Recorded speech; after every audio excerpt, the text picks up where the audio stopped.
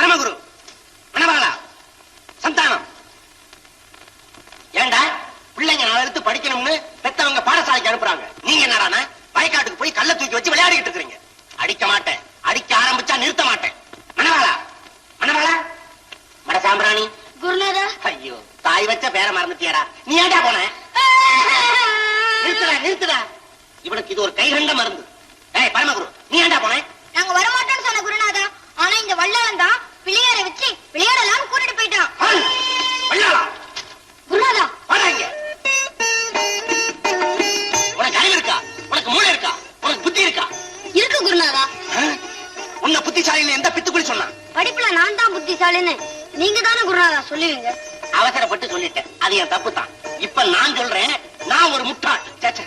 நீ ஒரு முட்டாள் இல்லன்னா வயல் வரப்போறத்துல கிடக்கிற கல்ல தூக்கி வச்சுக்கிட்டு பிள்ளையார்னு சொல்லுறியா? குருநாதா, கடவுள் தூணிலும் இருப்பான் துரும்பிலும் இருப்பான்னு நீங்க தானே சொல்லுவீங்க. சொன்னேன், அதுக்காக பாடசாலைக்கு வராம விளையாட போக சொன்னா? உனக்கு தினமும் இதே வழக்கமா போச்சு. நீ கெட்டு போறதோட மத்த மாணவர்களை கெடுக்கிற.